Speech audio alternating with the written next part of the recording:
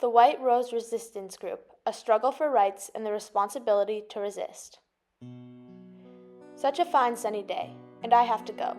But what does my death matter, if through us thousands of people are awakened and stirred to action?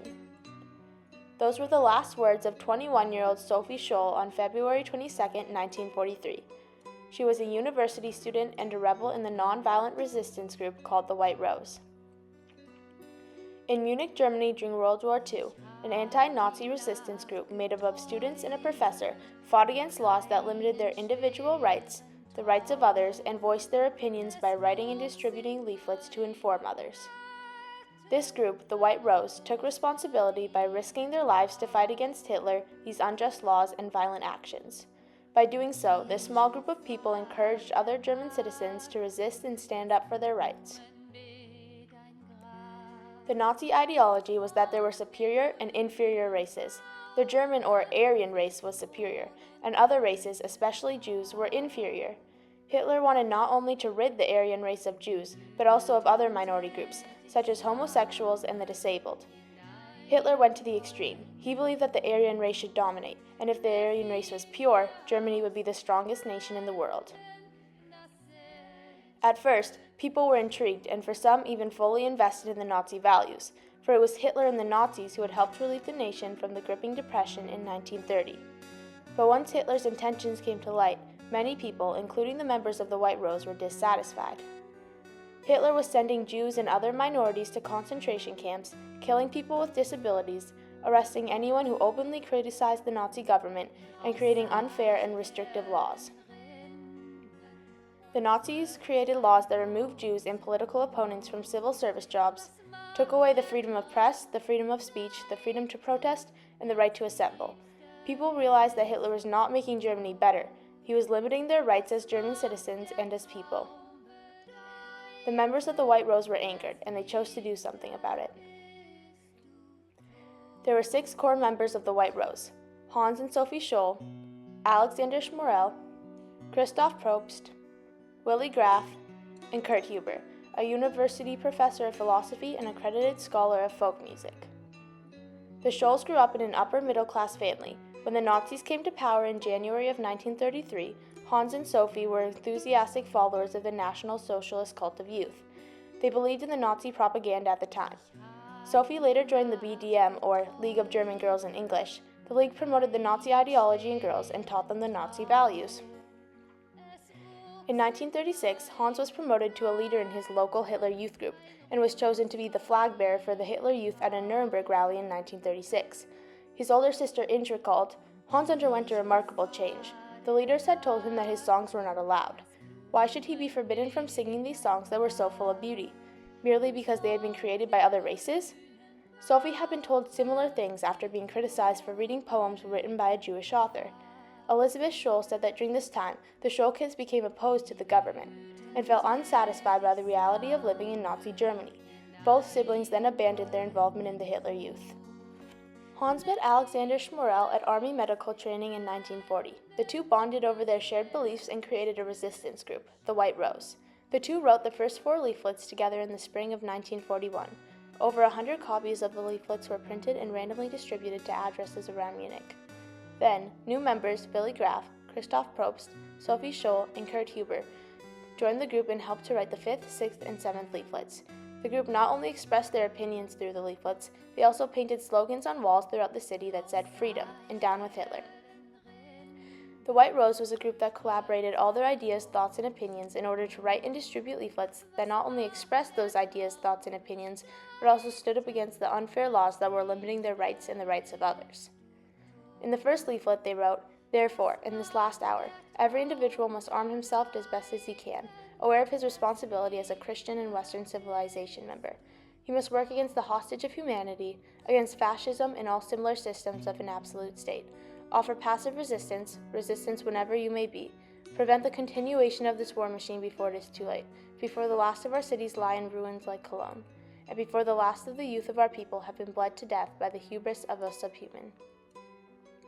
This paragraph from the leaflet meant that as a person of Western society, it is their responsibility to stand up and fight, to resist in any way possible, that now is the time to take responsibility to resist, before the country is in ruins. Of the first 4 leaflets, the third was the most famous because it outwardly and clearly voiced that they supported the defeat of the Nazi regime, and it proposed ways German citizens could resist the Nazi government. The leaflet also said, "Why do you permit this autocrat to rob you of one sphere of your rights after another, little by little, both overtly and in secret?" This was the main thing the White Rose fought against. They fought against unfair laws, including the Nuremberg laws, and other laws that were limiting their rights, the rights of Jews and other Germans. They made it their responsibility to fight for, inspire, and encourage others to fight for rights with no limitations, and to have freedom of the press, protest, speech, and expression. In the 6th leaflet, the group wrote, "The German people look to us. The responsibility is ours. Just as the power of the Spirit broke the Napoleonic terror in 1813, so too will it break the terror of the National Socialists in 1943. Sophie and Hans were distributing the 6th and last officially published leaflet around the campus of the University of Munich during a lecture. Before the bell rang, Sophie threw the rest of the leaflets into the hall. Unfortunately, a maintenance worker from the university saw her do it and reported it to the Gestapo. On February 18, 1943, she and Hans were arrested, tried, and convicted of treason. Christoph was also convicted of treason and was executed alongside Sophie and Hans on February 22, 1943. Following their deaths, the Gestapo found and executed the other core members of the group, Alexander, Willi, and Kurt.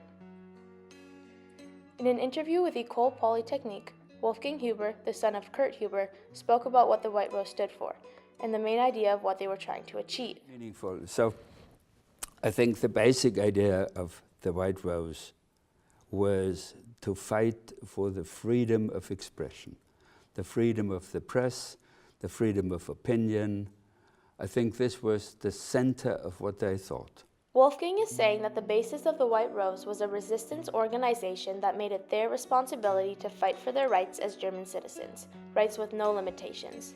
Dr. Alexandra Lloyd, leader of the White Rose Project at Oxford and writer of the book Defying Hitler, The White Rose Pamphlets, said that the White Rose Group was multiple voices working together to express their profound sense of responsibility to speak up and be heard. In discussing the drive behind this dangerous responsibility, Dr. Rebecca Erbelding, an author, historian, curator, educator, and archivist at the United States Holocaust Memorial Museum, stated that, "I think they're really idealistic, and they feel like they're in a position to take action. I think they felt a very patriotic responsibility. I think they love Germany, and I think that they felt it was their duty to stand up for the rights of German citizens and for the Germany they believed was still out there. They wanted Germans to rise up with them and make it their country the country they believed in."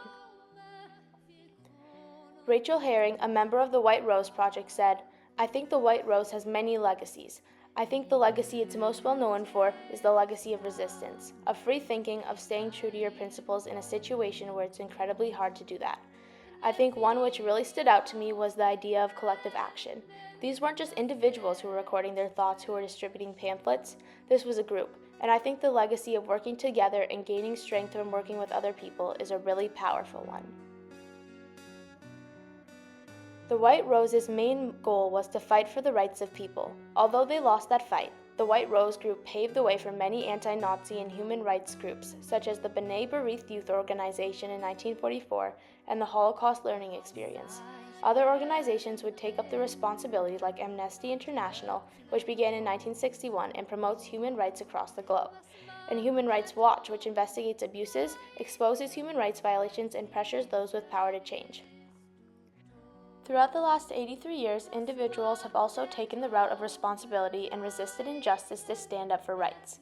People like Eleanor Roosevelt and the Declaration of Human Rights, Mahatma Gandhi and the fight for freedom by nonviolence, Fannie Lou Hamer and the civil rights movement, and the right to vote. Finally, kids like ourselves, Malala and Greta Thunberg, stood up for education and environmental action despite adults who tried to hurt them. The White Rose was and still is an inspiration for many to have courage and take the responsibility to fight for their rights and to stand up against what is wrong. If a person cannot even summon the strength to demand his rights, then there is nothing left for him but destruction. Hans Scholl.